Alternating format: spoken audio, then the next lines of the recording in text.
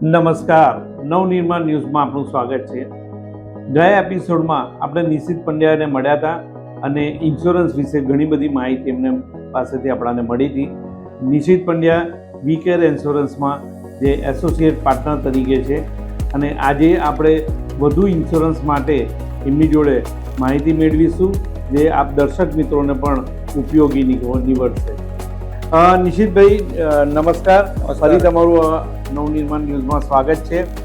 હવે આપણે જે આગળ ક્વેશ્ચન આન્સર કર્યા હતા તો એના પરથી હવે આગળ આપણે દર્શકોને જણાવીએ કે ઇન્સ્યોરન્સ કેટલા વર્ષો જૂનું છે અને કેટલા વર્ષોથી ઇન્સ્યોરન્સ આ પૃથ્વી પર છે. મિત્રો, અત્યારે ભારત સરકાર આપણી હર ઘર ઇન્સ્યોરન્સની બી અત્યારે સ્પોન્સર કરી રહી છે અથવા એને જાગૃતિ ફેલાઈ રહી છે.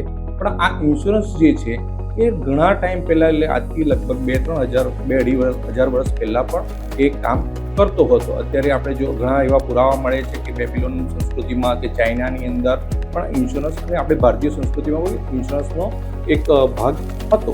પણ આમ જોવા જઈએ તો એની ખરી શરૂઆત 15મી સદીમાં જ્યારથી યુરોપિયન કન્ટ્રીએ કે જે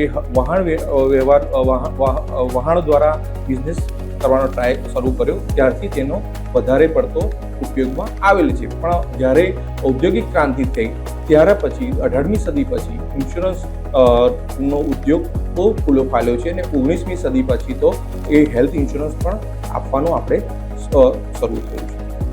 નિશિતભાઈ, ઇન્સ્યોરન્સ તો લે તો ઇન્સ્યોરન્સ કંપની કઈ રીતે કામ કરે છે? ભૌમિકભાઈ, ઇન્સ્યોરન્સ એક સહકારી ભાવનાથી ચાલતું હોય છે. શેરિંગ ધ રિસ્ક કહી શકે અને રિસ્કને શેર કરવાનું હોય છે. સેમ સમૂહની અંદર રિસ્ક છે એને ડિસ્ટ્રીબ્યુટ કરવાનું થાય છે. હવે જો ઇન્સ્યોરન્સને તમારે સરળ ભાષામાં સમજવું હોય કે ઇન્સ્યોરન્સ કેમનું કામ કરે છે તો એના માટે એક પાછી વાર્તા છે. એ વાર્તા તમે સાંભળો તો તમને ઇન્સ્યોરન્સ કંપની કેમનું કામ કરે છે, ઇન્સ્યોરન્સ કેમનું કામ કરે છે એ તમને થોડુંક વધારે સમજ પડશે. હવે સપોઝ એક ગામ છે, એ બધા જ ગામની અંદર 100 ઉંદરો રહે છે. સેમ ઉંદરો છે, એની ફેમિલી સાથે રહે છે, સુખીથી રહેતા હતા. પછી તે ગામમાં એક બિલાડીની એન્ટ્રી થાય છે. એ બિલાડી ગમે ત્યારે આવી અને 1-2 ઉંદરને મારી નાખે.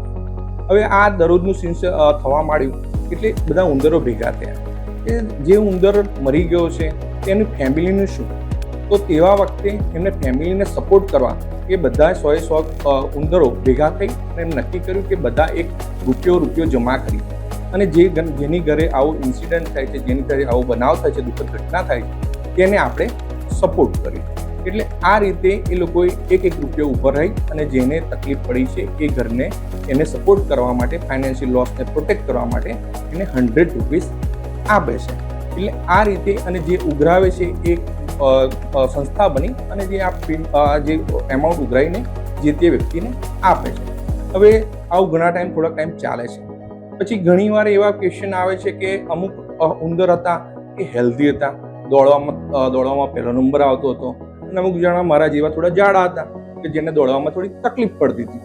તો ઉંદરોએ નક્કી કર્યું કે જે હેલ્ધી છે, જે તંદુરસ્ત છે કે એને 1 રૂપિયાની જગ્યાએ 90 પૈસા લો અને જે દોડી શકાય એવું નથી, જેની હેલ્થ સારી નથી તેની જે 1 રૂપિયાની જગ્યાએ 1 રૂપિયાને 10 પૈસા લો. એટલે પછી એનું એક પ્રીમિયમ નક્કી થયું. પછી બીજા ઘણા એવા ઉંદર હતા કે જે અમુક બિલાડીને જે આવતી હતી એના રસ્તા પર જ એમનું મકાન હતું એટલે એ પકડાઈ જવાના ચાન્સીસ વધારે હતા. તો એનું લોકેશન એવું હતું, એના લોકેશનના હિસાબે એના પ્રીમિયમ એના 1 રૂપિયાની જગ્યાએ 1.25 રૂપિયા લેવા પડ્યો. અમુક ઉંદર એવા હતા આખો દિવસ બહાર ફર્યા કરતા હતા કે જેને ઘરમાં રહેવાનું ટેવ નથી તો ઉંદર સાથે બિલાડી સાથે ઝપટમાં આવવાની શક્યતા વધારે હતી. એટલે એનું પ્રીમિયમ વધારે લેવામાં આવે. અને પછી અમુક ઉંદર એવા હતા કે બિલાડીને પણ હળી કરી જાય, એટલે કે બિલાડીને બી હેરાન કરી જાય તો એના બિલાડીને એ ઉંદરને ઝપટમાં આવવાની શક્યતા વધારે હતી. તો પછી એને જે સંસ્થા હતી એમણે એ લોકોનું પ્રીમિયમ, એ લોકોનો ઇન્સ્યોરન્સ લેવાની જ ના પાડી. ભાઈ તમે તો ડિક્લાઇન, તમે તો બહુ રિસ્કી છો, અમે નહીં લખીએ. જે આ 1 રૂપિયો જે ઉઘરાવામાં ઉંદર આવે છે એને આપણી ભાષામાં પ્રીમિયમ કહીએ છીએ. જે આ રૂપિયા ભેગા કરે છે એક ઇન્સ્યોરન્સ કંપની કહે છે અને જે નક્કી કરે છે કે ભાઈ આને જે નક્કી કરે છે ભાઈ આનું પ્રીમિયમ શું છે એને અંડર રાઇટર કહે છે. અને સપોઝ જેને જે ફાઇનાન્શિયલી લોસ છે જેને કેલ્ક્યુલેશન કરે છે અને ઇન્સ્યોરન્સ અને જે સંસ્થામાં જમા કરે છે એને સર્વેયર કહે છે. એટલે તમને કદાચ બધી જ વસ્તુ સમજમાં આવી કે કોને પ્રીમિયમ કહેવાય, કોને સર્વેયર કહેવાય કે કોને ઇન્સ્યોરન્સ કંપની કહેવાય. અને આ જે ઇન્સ્યોરન્સ દર વર્ષે રિમાઇન્ડ કરે છે અને જે તમને ક્લેમ વખતે હેલ્પ કરે છે તે એવા લોકોને એજન્ટ કે જે હું પોતે એજન્ટ છું. એટલે તમને બધી જ ડેફિનેશન ખબર પડી ગઈ હશે.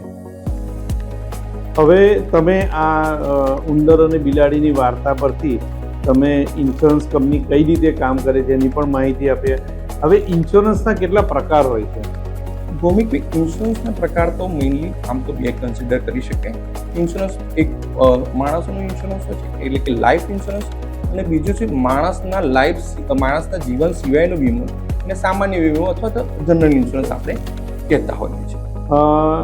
નિશિતભાઈ, આજે તમે ઇન્સ્યોરન્સના પ્રકાર બે જે કીધા કે લાઈફ ઇન્સ્યોરન્સ અને જનરલ ઇન્સ્યોરન્સ, તો આપણે આવતા અંકે ફરી લાઈફ ઇન્સ્યોરન્સ પર આપણે ચર્ચા કરીશું.